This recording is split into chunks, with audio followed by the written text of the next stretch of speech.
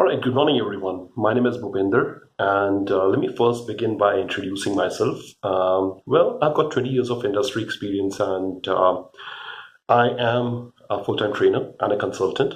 I've done consulting for multiple organizations, which includes the supplier for Boeing and Airbus, and my clients include both national and international clients. I've done it for Etisalat in Dubai. I've done it for Nestle in Dubai. I've done a lot of work in Saudi as well, some work in the United States, then Costa Rica. I pretty much got national international experience. My consultings revolve around PMO implementation, project management practices, project management consulting, and process improvement consulting. From certifications perspective, I'm Lean Six Sigma Master Black Belt, Six Sigma deployment leader, so I can deploy Six Sigma in an organization and can improve the processes, well qualified to improve the processes in an organization. I'm PMP certified and principal practitioner. Now, Six Sigma is it's end of the day, it's a project. Need to be aware of all the major methodologies that we have, the frameworks that we have. And that's why I did PMP in Prince 2, and I think doing both is very important. It's very helpful. I recommend somebody who is new into project management to do Prince 2 because it gives a lot of prescription. It's kind of a prescriptive methodology which tells you about what to do, when to do. Roles and responsibilities becomes quite prescriptive. For example, if you're new into cooking, you really need the prescription, right, to be effective. So that's Prince 2, and PMP gives a lot of freedom and helps you do the project even using pen and paper, right? So you can manage a project very effectively. It gives a lot of freedom, but for somebody new, he doesn't need freedom. He or she would need more of the prescription. So PMP, that's why you have an eligibility criteria that you need to have at least a couple of years or bare minimal 3 years of experience in project management. My recommendation, yes, you need to have it to be effective. Otherwise, freedom doesn't go really well with everybody. You might not succeed. So that's the main difference between PMP and Prince 2. I'm also Agile Scrum Master, ITIL V3 practitioner and expert, then MSP, which is on program management. COVID 5, it's very similar to ITIL, but this focuses more on governance. Then I've also done MOR, which is risk management. Now, any project that you take up can fail, right? Has potential of failure. MOR is ensuring that you identify all the possible risks and build the strategy towards dealing with those risks to increase the predictability of the project. I'm Lean expert, Lean IT certified, DevOps certified. I'm also an expert in balance scorecard, ACP. Then I'm also a trainer for CBAP, ECBA, PBA, leadership consultant, then motivational speaker. Pretty much a lot of trainings which I do and conduct, and I do this out of passion. I'm a passionate trainer and a speaker. And that's a little bit about me and my background. Now, I'm creating this video to share with you the frequently asked questions about the PMP, right? What are the things that we have in PMP, and what are the main FAQs that we have? I hope you will find this very effective and efficient to answer your basic queries about PMP. The first question which we often get is how many times you can take the PMP exam in a year?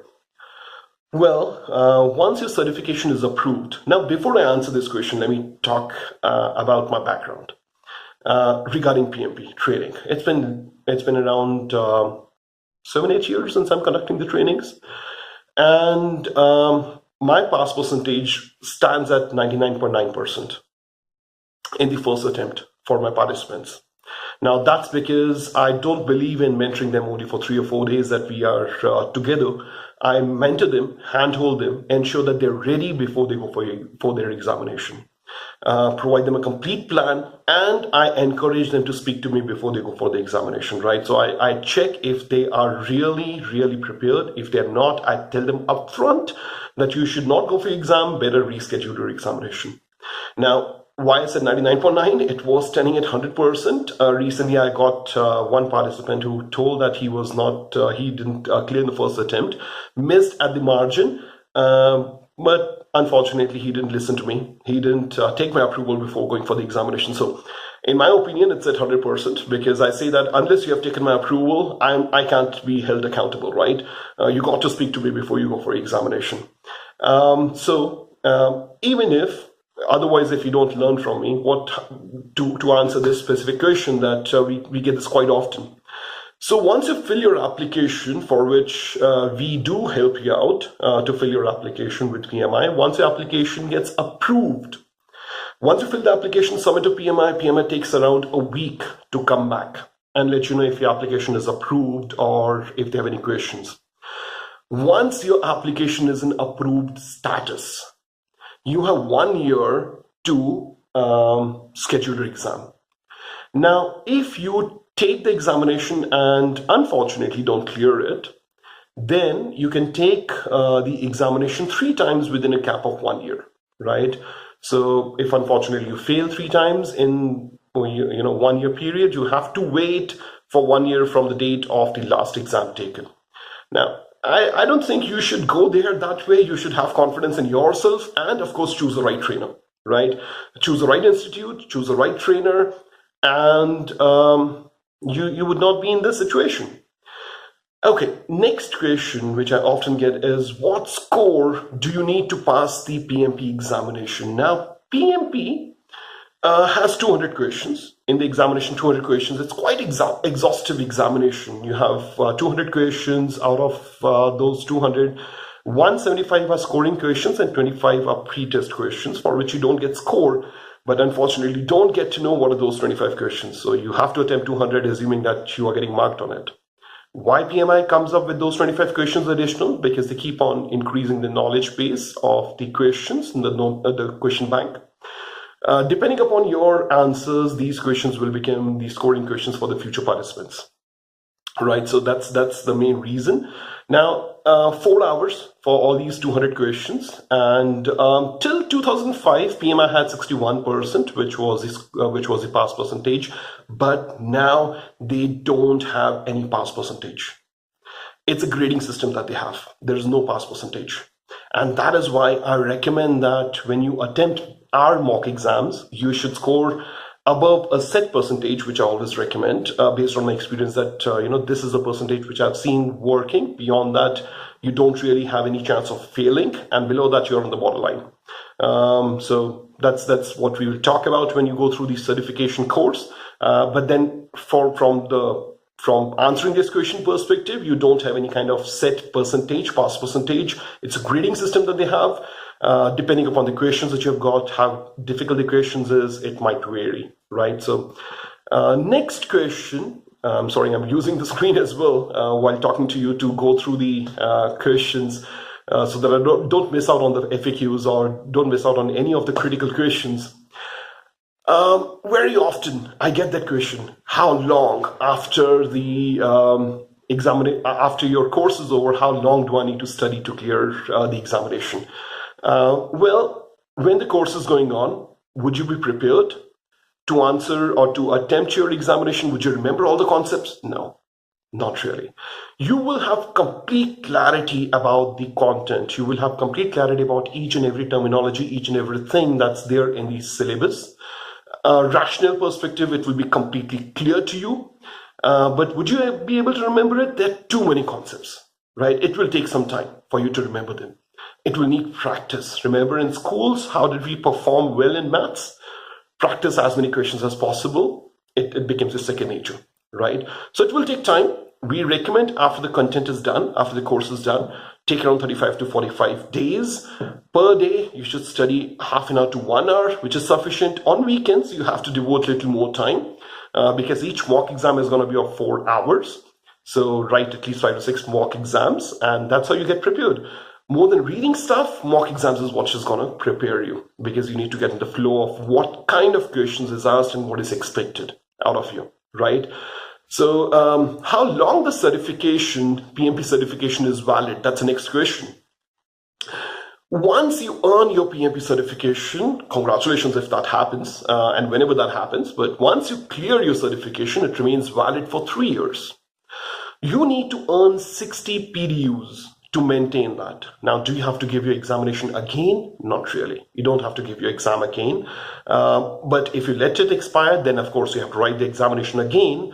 Of course, I would not suggest that to happen. I have seen people who have done that, who have let it expire, and as per me, that's foolish.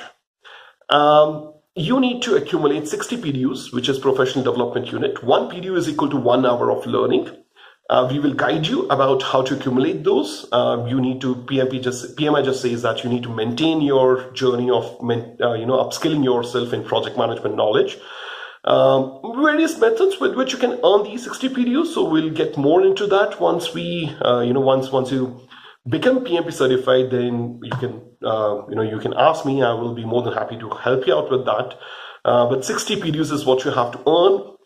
Give a small fee to PMI after claiming those 60 PDUs into the portal, and that's how it gets renewed for another 3 years, and the cycle begins from that time period once you renew it, or once you have successfully completed a single cycle, you renew it, cycle begins for another 3 years from that time, right? So it's not that if you renew your certification within 2 years, from that 3 years, it's once when it was supposed to expire, whenever you renew it, from there another 3 years gets added.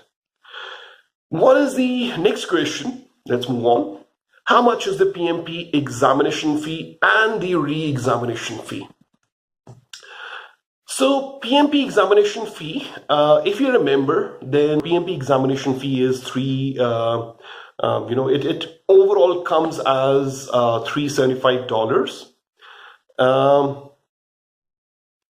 Okay, yeah, if you want to take up your examination for PMP, if you're a PMP member and you don't become the local chapter member, then your eventual cost will come out to be $544, right? There are a lot of benefits of becoming a PMI member. You will get your PMP copy, which you can download and take a printout if you want. You can't share that, it's your own copy, but you can download it, keep it with you. Then you get the access towards 24/7 project management library. You can download the books and read through those books. Pretty good. And of course, your cost is also less. If you're not a member, then you pay $555. If you're a member, you save $11. A lot of benefits, and still it's cheaper. Membership cost $129. Additional $10 is charged for the first time membership. Then the remaining fee is for the examination. How much is the retest examination? How much is the retest? The fees for re-examination. Well, for re-examination, for PMI members, if you have to give the exam again because you were not able to clear the first score, which will not happen if you take the complete mentorship from the right trainer. I'm not saying just from me, but from the right trainer, then that should not happen. But if you have to write again for the PMI members, it becomes $275, and for non-PMI members, it comes as $375, right? Another reason to become a PMI member, right? Take the membership. Okay, how long do you have to take the PMP examination? Well, it's a 4-hour exam, right? Quite exhaustive exam. Let me share about the time when I took the exam. When I took the exam, when I got out of the examination hall, I honestly was disoriented. I wasn't sure where to go, left or right. It's exhaustive, right? That's what happens when you're taking the 4-hour exam. I don't remember when was the last time I sat for 4-hour exam. Even in our graduation time period or school days, we had 3 hours exam. 4 hours is too long. What we recommend is you need to build up a speed, right? 200 questions in 240 minutes. Per question is one minute, few seconds is what you get.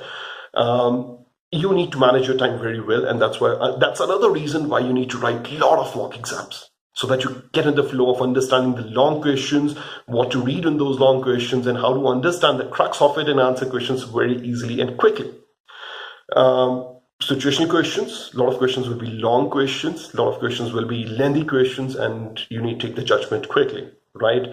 But we recommend to take at least one break. Now the timer will not stop. The timer will continue to go on. When you take the exam, the timer will continue to go on. But you need to take a break, right? You should take a break. Two reasons why: we are humans, we at least need a bio break. And second reason is, if you continue after 2 hours, your mind will be tired. Now, if the question says which is not the best option and you read as which is the best option, what happens? The entire meaning of the sentence changes. Take a break, it's worth it. After 2 hours, you should have completed at least 110 to 120 questions. And if you have, you know that you have built some lead, go ahead and take a break. If not, you can't afford it, but that's what the purpose of mock exam also is, to help you build the speed, right? If you, honestly speaking, if you don't take a break, I won't be surprised if you don't clear the examination, because I've seen people in other examinations where they answer the initial set of questions accurately, and the last set of questions they make mistakes. And the same happens in our mock exams as well when we evaluate their answers. Why? They're tired, right? They rush through it, and that's where they fail. So don't make that don't make that error. Ensure that you take a break. It's well worth it. Uh, can you take the PMP examination without experience? No, no, sorry. You can take a CAPM exam, right? If you are new into project management, if you're a graduate and if you want to get to learn about the framework, you can take up the CAPM exam, which is pretty similar. The content is also similar. It comes from PMBOK, but you don't have an experience requirement.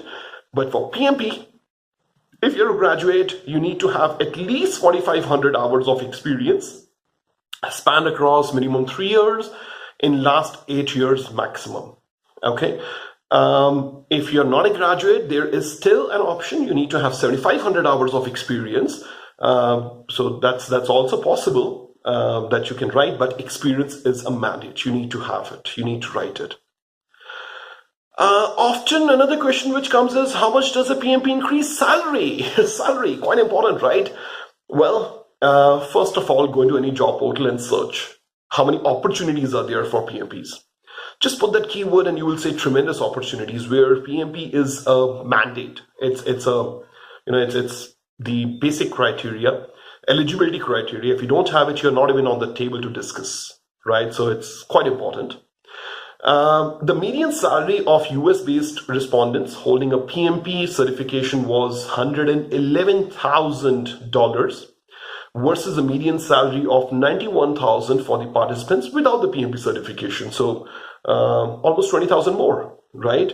Overall, the median US salary was $108,200 with a median total compensation of $116,000. Now that's for US participants. For other countries as well, you can expect a good raise.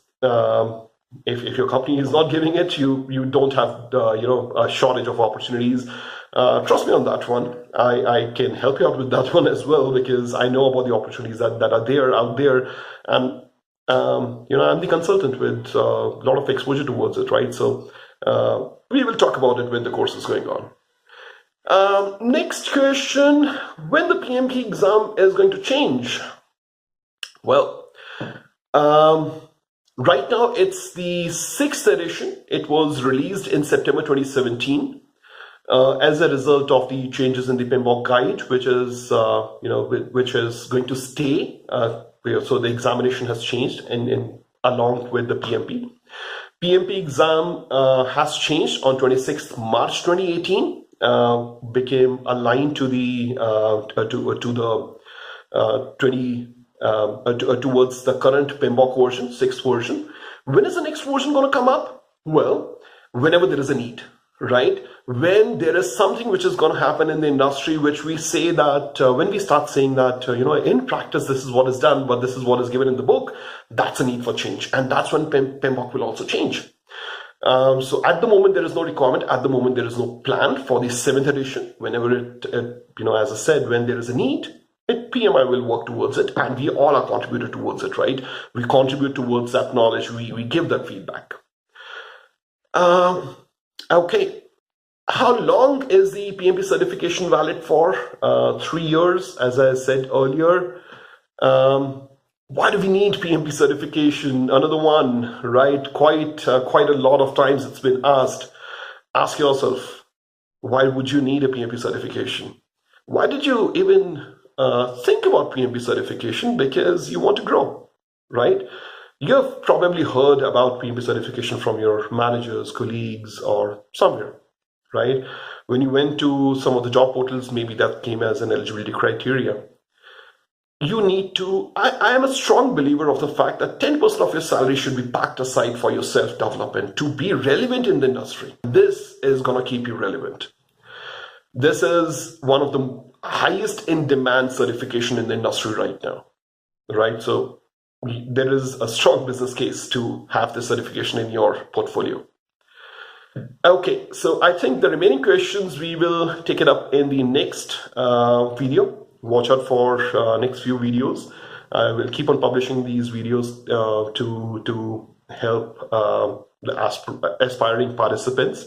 Do provide the feedback if you want to see more videos, or let me know if you like the video, you didn't like the video, what changes would you want, what more content do you want me to cover. Remember, it's my passion. That's why I'm doing it. I would love to hear from you. Thank you.